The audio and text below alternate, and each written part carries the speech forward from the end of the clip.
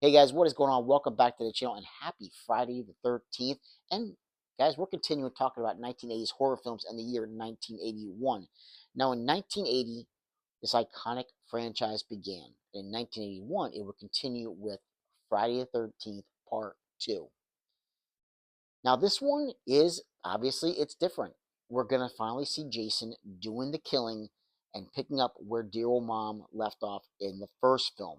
We do have one returning character being Adrienne King, but spoilers, guys, she's not in the film for too long before Jason exacts his revenge for what she did to Mrs. Voorhees at the end of the first film. We do have a recap of the first film in the first couple minutes of this one, kind of still catching you all up on what happened during that film. But Jason has a different look in this one as well. We don't have the iconic hockey mask as we would, get throughout the rest of the franchise. This one, he's got a sack over his head, he's got overalls, he's got a pitchfork, and he moves human like. It's not that stalking kind of, way that he would, when he goes after his kills throughout the franchise. He just stalks his prey, his victims. It's not like that yet. This one, he's chasing after them. He's actually like running after them, and it's interesting to see this version of Jason and what he will become later on in the franchise. We have Amy Steele. She's our main protagonist in the film. She's playing Ginny. She's one of the counselors, and she's like a psych major. And she's trying to before she even knows that Jason's alive and encounters Jason, she's kind of like she says to her boyfriend, who's another counselor, what if Jason is alive? What if he, everything that he's doing these killings because, you know, he's trying to exact revenge for his mother. Like he misses his mother, and this is why he's doing this and doing that.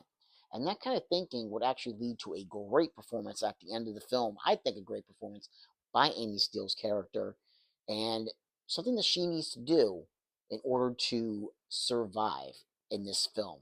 So, and like I said, I think it's the best performance in the entire film is this last couple minutes with her.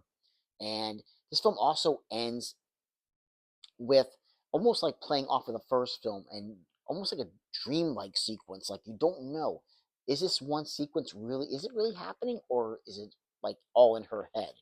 And for that, I like how they tie it together with the first film.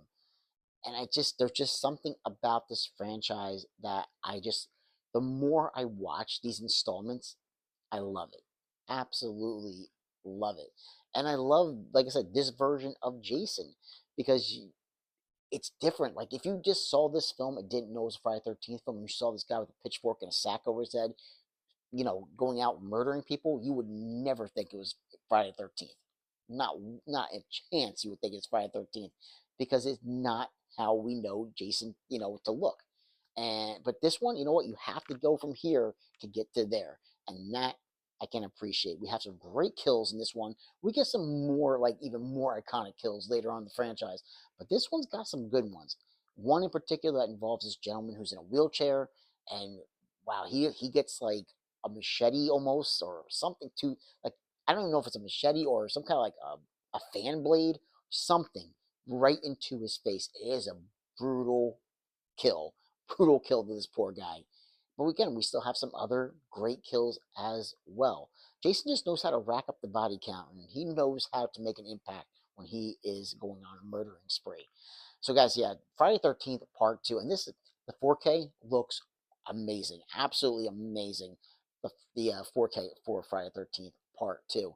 But, guys, you really need to see this one. It's mandatory watching if you're a Friday 13th fan, if you're a horror fan in general. You have to watch this one because you can't get to the future versions of Jason until you get through good old Sackhead Jason.